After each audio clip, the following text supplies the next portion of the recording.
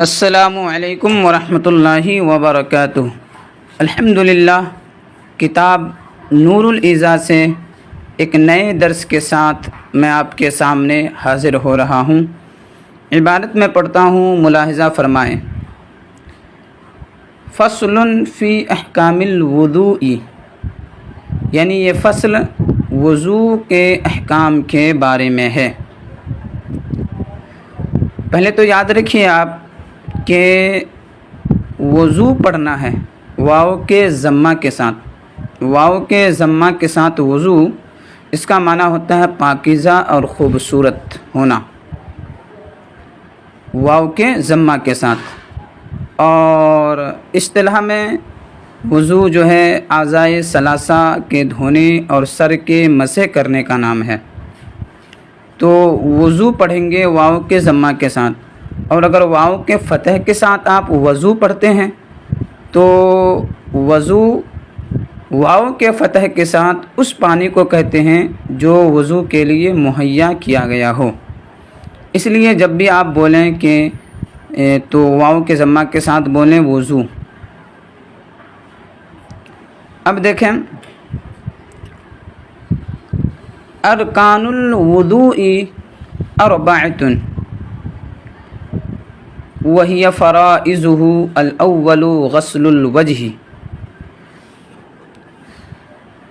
ارکان الوضوء اربعۃ، وضو کے ارکان چار ہیں۔ وضو کے ارکان چار ہیں۔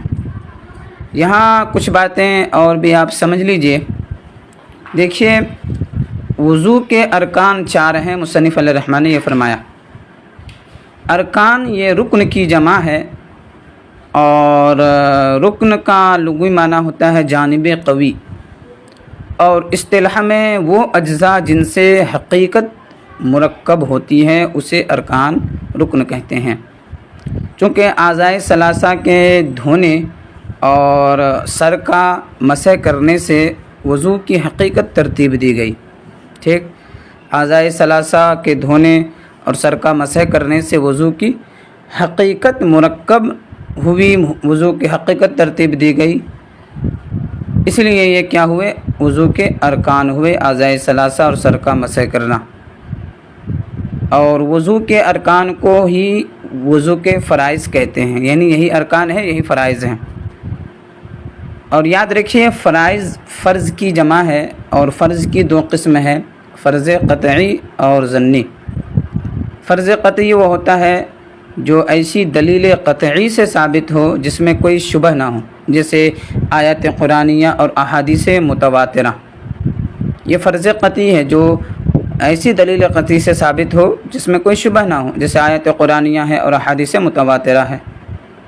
اور فرض قطعی کا حکم یہ ہے کہ اس کا کرنے والا ثواب کا مستحق اور چھوڑنے والا سزا کا مستحق، جبکہ انکار کرنے والا کافر ہے۔ یہ فرض قطعی کا حکم ہے۔ اور فرض ظنی وہ ہے جو ایسی دلیل قطعی سے ثابت نہ ہو جس میں فرض ظنی وہ ہے جو ایسی دلیل قطعی سے ثابت ہو جس میں شبہ ہو۔ فرض قطعی تو وہ ہے جو ایسی دلیل قطعی سے ثابت ہو جس میں کوئی شبہ نہ ہو، لیکن فرض ظنی وہ ہے جو ایسی دلیل قطعی سے ثابت ہو جس میں شبہ ہو، جیسے وہ آیات اور حدیث جن میں تعویل کی گئی ہو۔ تو فرض ظنی کا حکم بھی فرض قطعی جیسا ہے، لیکن فرض ظنی کا منکر کافر نہیں ہوگا، اور اس کو فرض عملی بھی کہتے ہیں، یاد رکھیے گا۔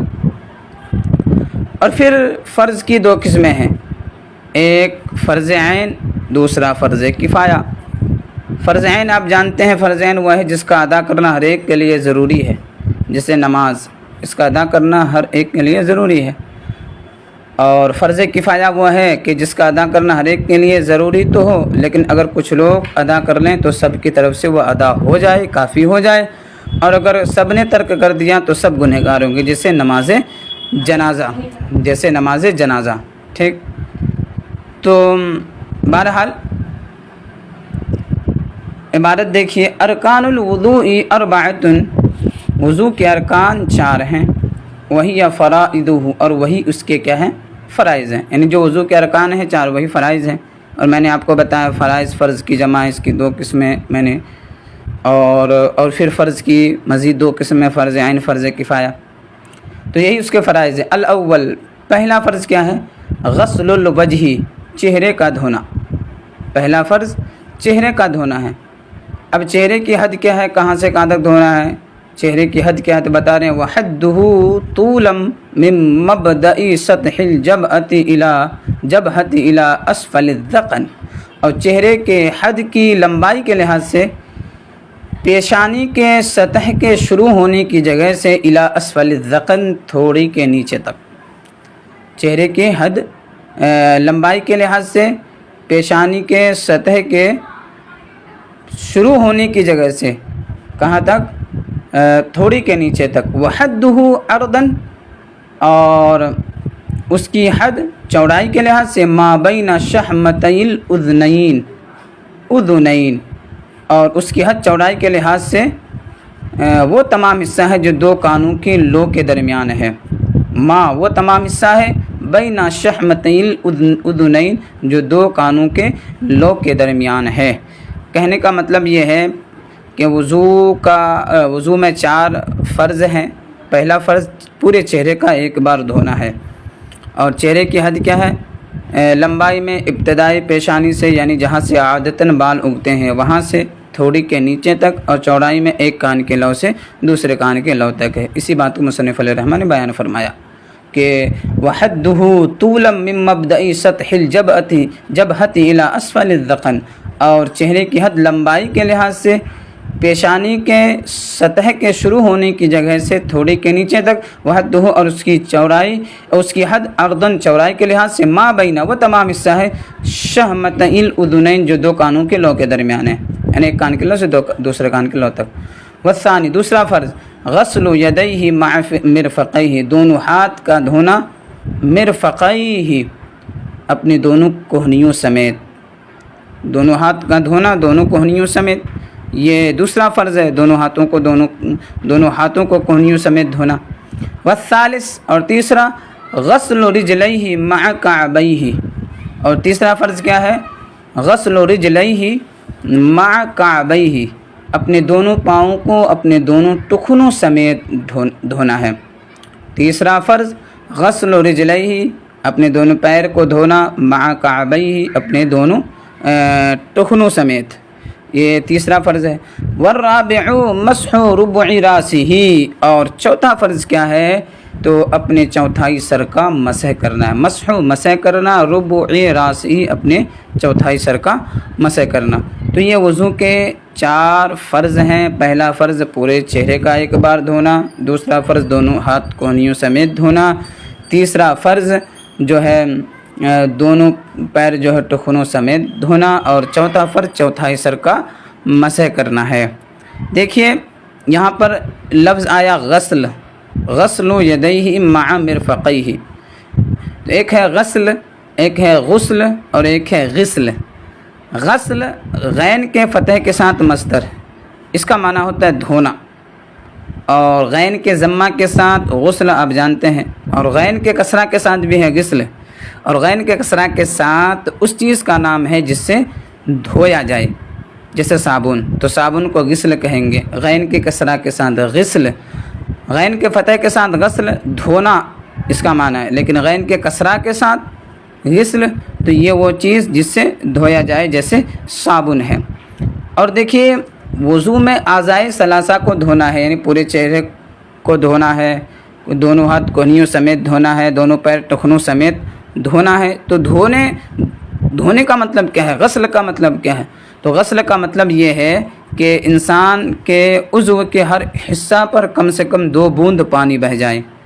عضو کے ہر حصہ پر، یعنی پورے چہرہ آپ دھو رہے ہیں تو چہرے کے جتنے بھی حصے ہیں ہر حصے پر کم سے کم 2 بوند پانی بہہ جائے. صرف بھیگ جانے کا نام دھونا نہیں، یا تیل کی طرح پانی چپڑ لینے، یا 1 آدھ بوند پانی بہہ جانے کو غسل یعنی دھونا نہیں کہیں گے. اور نہ اس طرح سے وضو ہوتا ہے اور نہ غسل ہوتا ہے. تو اس امر کا لحاظ بہت ضروری ہے. لوگ اس کی طرف توجہ نہیں کرتے اور ہماری عبادت، ہماری نمازیں عقارت بیکار جاتی ہیں. اس لیے یاد رکھیے وضو میں جو اعضائے ثلاثہ دھونا ہے، دھونے کا مطلب یہ ہے کہ کم سے کم ہر حصے پر 2 بوند پانی بہہ جائے. تو احتیاط بہت ضروری ہے. اور وضو میں اعضائے ثلاثہ کا دھونا فرض ہے اور چوتھائی سر کا مسح کرنا فرض ہے. چوتھائی پورے سر کا نہیں. مسح کا لغوی معنی ہوتا ہے کسی چیز پر ہاتھ پھیرنا. اور شرع میں کہیں گے کہ عضو پر طریقہ پہنچانا. عضو پر طریقہ پہنچانا یہ مسح ہے. مسح ٹھیک ہے. اگرچہ کسی عضو کے دھونے کے بعد ہو، یعنی آپ نے کسی عضو کو دھویا، ہاتھ سے دھویا، اب اس ہاتھ میں تری باقی رہ گئی، اب اس سے جو ہے اپنے سر کا مسح کر لیا، مسح ہو جائے گا. ٹھیک، تو یہ مسح ہے. مسح کا معنی کیا ہے کہ کسی چیز پر ہاتھ کا پھیرنا. ہم آج یہیں پر اپنے سبق کا اختتام کرتے ہیں. انشاءاللہ تبارک و تعالی آگے ہم کل جو ہے اس کا بقایا حصہ پڑھیں گے. السلام علیکم ورحمۃ اللہ وبرکاتہ.